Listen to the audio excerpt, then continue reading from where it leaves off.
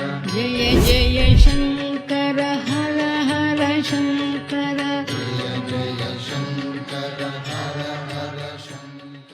जय जय शङ्कर हर हर शङ्कर काञ्ची शङ्कर कामकोडि शङ्कर प्रदोष शङ्कर प्रत्यक्ष शङ्कर ओरिक्के शङ्कर ओङ्कार शङ्कर तेनम्बाक शङ्कर तेनिनिय शङ्कर कळवै शङ्कर करुणामूर्ति शङ्कर சரணாலய சங்கர சரண்புகு சங்கர சங்கரா சங்கரா சங்கரா.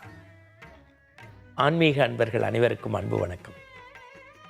உங்கள் அத்தனை நல்ல உள்ளங்களையும் தரிசனம் டிஜிட்டல் வாயிலாக சந்திப்பதில் இரட்டிப்பு மகிழ்ச்சி.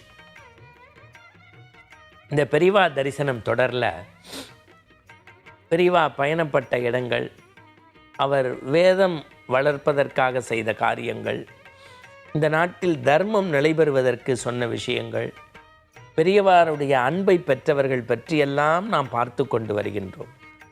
இன்றைக்கு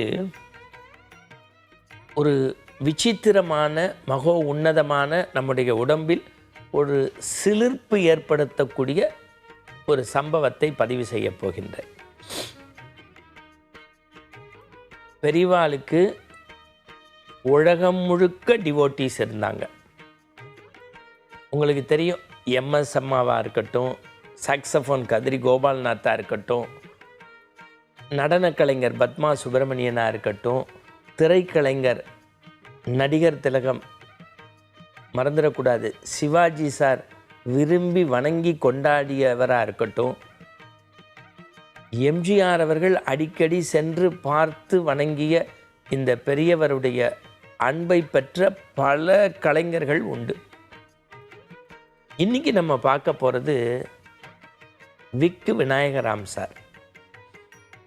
நீங்கள் யாருக்காவது சந்தர்ப்பம் கிடைச்சா விக்கு விநாயகராம் சாரை பற்றி இணையதளத்தில் நிறைய இன்ஃபர்மேஷன் இருக்குது. நீங்கள் தட்டி பார்க்கலாம், கூகுளில் சர்ச் பண்ணலாம். அவருடைய அனுபவங்கள்லாம் நிறைய வீடியோஸ் இருக்குது. விக்கு விநாயகராம் சார் மற்றவங்கள்லாம் பெரியவா பக்தர்னா, இவர் பெரியவாளுடைய பித்தர் சார்.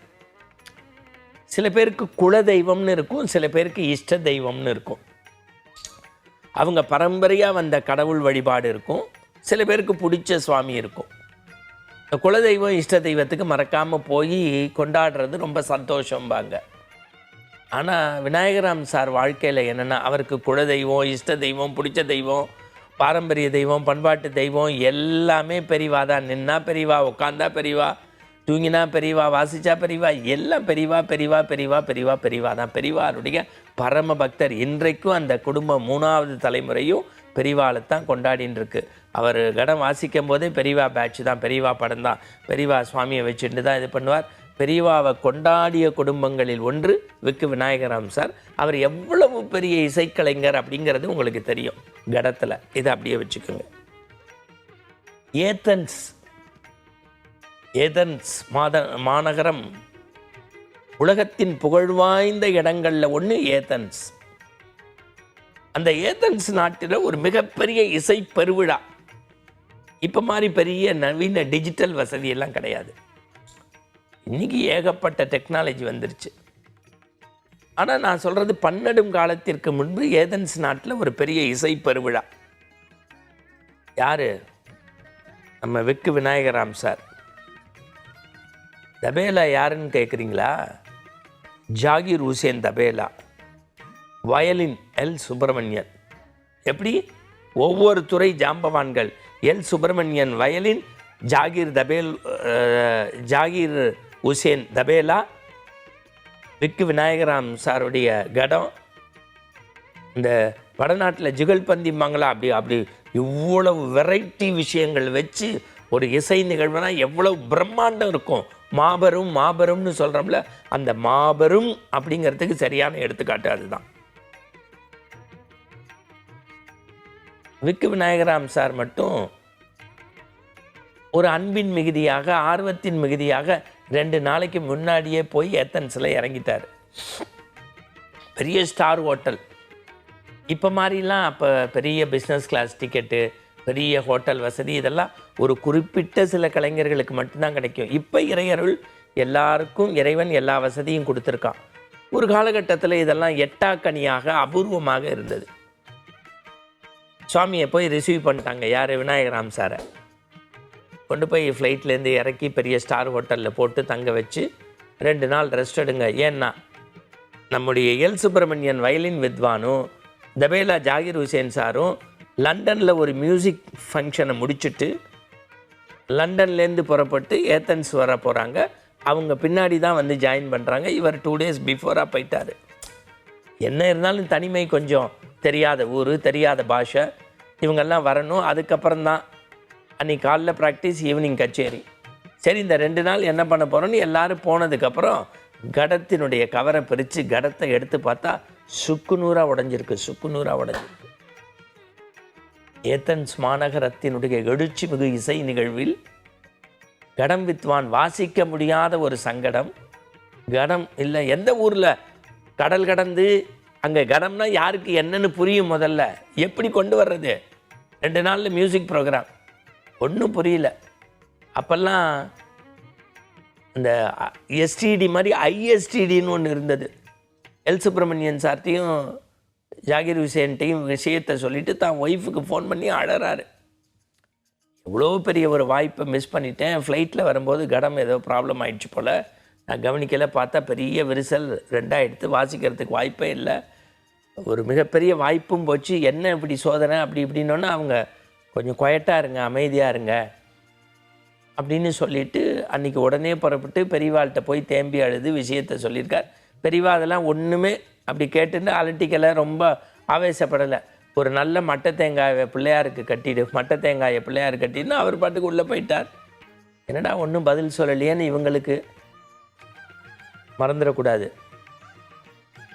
இந்த எல் சுப்பிரமணியன் என்ன சொல்லிட்டாரு, நீங்கள் அவசரப்பட்டு எந்த இதுவும் முடிவு எடுக்க வேண்டாம், நீங்கள் குவைட்டாக 2 நாள் அமைதியாக இருங்க, மற்றதெல்லாம் நம்ம வந்து முடிவு பண்ணிக்கலான்னார்.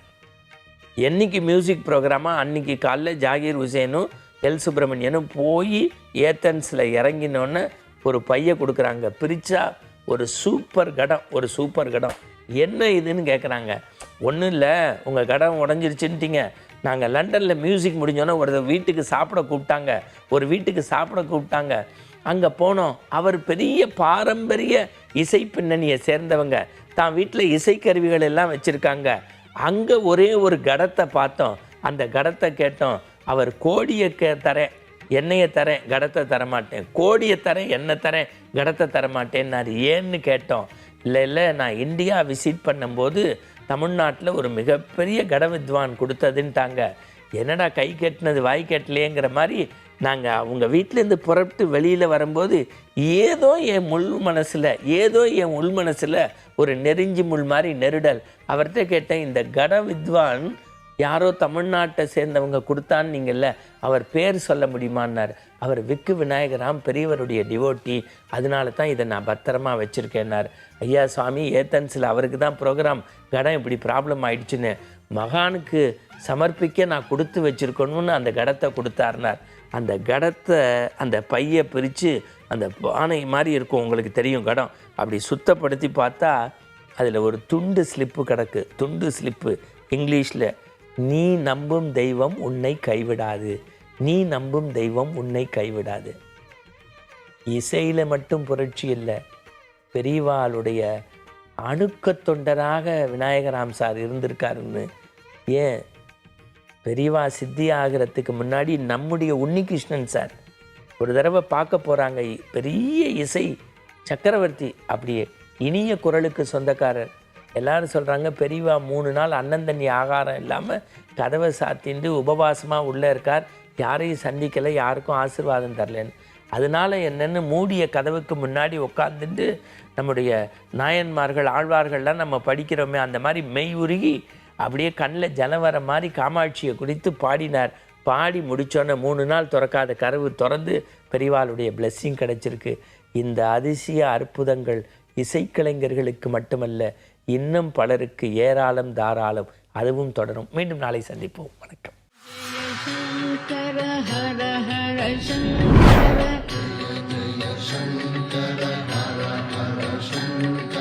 ஜெய ஜெய